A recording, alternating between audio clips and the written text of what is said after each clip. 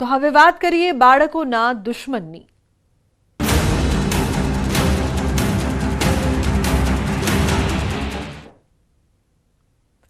તો બાળકો પાસે દારૂની હેરાફેરી વધતા બનાવો। આણંદ બાદ હવે નવસારીમાં બાળકો પાસે દારૂની હેરાફેરી, બુટલેગરોની નવી મોડસ ઓપરેન્ડીનો ખુલાસો।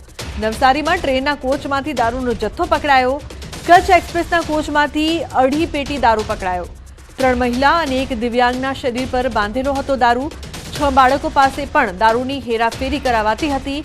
નવસારી જીઆરપીએફે દારૂ સાથે 4 લોકોની અટકાયત કરી છે।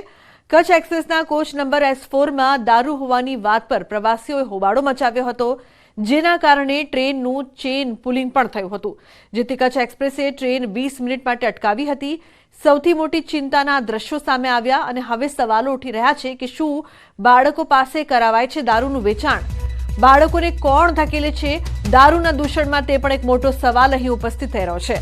બાળકોના હાથમાં દારૂ આપવામાં આવી રહી છે। શું તમે આ રીતે ભવિષ્યનું નિર્માણ કરશો?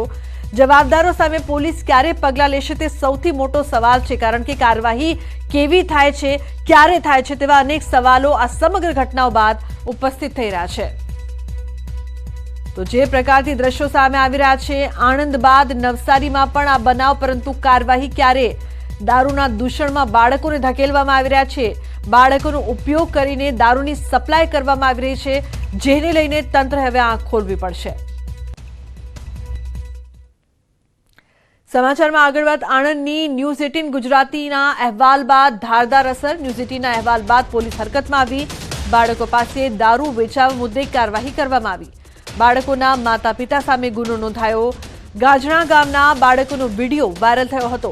દારૂની પોટલીનું વિતરણ કરી રહ્યા હતા બાળકો, જે બાદ હવે પોલીસ જાગી છે અને કામ કરવામાં આવી રહ્યું છે। માતા પિતા સામે ગુનો નોંધાયો।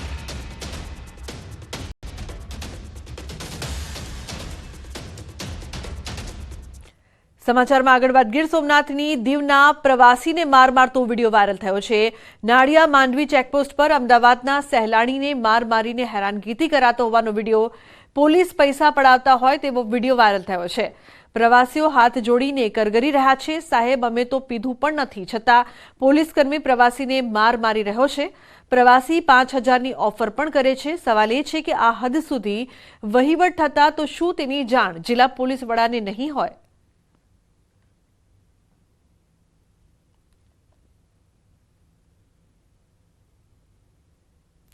રાજ્યમાં વધુ એક વ્યક્તિનું હાર્ટ એટેકથી મોત નીપજ્યું। દ્વારકાના લાલુકા ગામમાં 45 વર્ષીય વ્યક્તિનું મોત। અચાનક છાતીમાં દુખાવા બાદ થયું મોત। ખેડૂતનું હાર્ટ એટેકથી મોત થયું હોવાનો પરિવારજનોનો દાવો।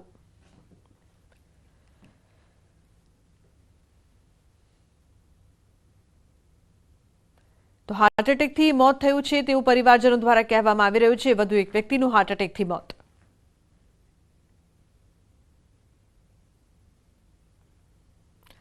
ઉત્તરી અરબ સાગરમાં MV લીલા નોરફોકના અપહરણની કોશિશને ભારતીય નૌસેનાએ તાત્કાલિક કાર્યવાહી કરીને નિષ્ફળ કરી દીધી હતી।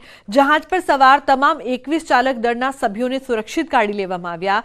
તેમાંથી 15 ભારતીય છે। નૌસેનાના માર્કોસ કમાન્ડોના જણાવ્યા અનુસાર જહાજ પર અપહરણ કરનારા હાજર નહોતા।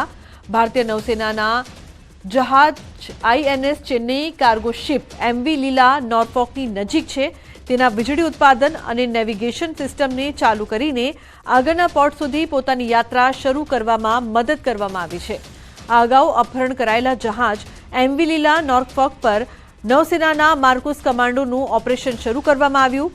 નૌસેનાના કમાન્ડો અપહરણ થયેલા શિપ પર ચડી ગયા અને જહાજની શોધખોળ કરી નૌસેનાના વોરશિપ INS ચેન્નઈને પોતાની એન્ટી પાયરસી ગશ્તથી હટીને અપહરણ થયેલા જહાજ MV લીલા નોરફોકને રોકી દીધું। ભારતીય નૌકાદળે અગાઉ અપહરણકર્તાઓને અપહરણ કરાયેલા જહાજને છોડી દેવાની ચેતવણી આપી હતી। ભારતીય નૌકાદળના યુદ્ધ જહાજે માલવાહક જહાજ MV લીલા નોરફોકની નજીક પહોંચતાની સાથે જ લૂંટારુઓને એલર્ટ જાહેર કર્યું હતું, જેનું ગઈકાલે મોડી સાંજે સોમાલિયાના દરિયાકાંઠા નજીકથી અપહરણ કરવામાં આવ્યું હતું। તો રાજકોટમાં એક કારખાનેદારે ફાંસો ખાઈને આપઘાત કર્યો છે। રાજુ અને સંજય રોકડ નામના પિતા પુત્રએ કારખાનેદાર પાસેથી બળજબરીપૂર્વક 10 લાખ પડાવ્યા હતા। જમીનની સાટાખત કરાવી વધુ 25 લાખની માંગ કરાઈ હતી। મૃતકની પુત્રી અને રાજુ રોકડની પુત્રી વચ્ચે પ્રેમ સંબંધ હોવાનું પણ સામે આવ્યું છે।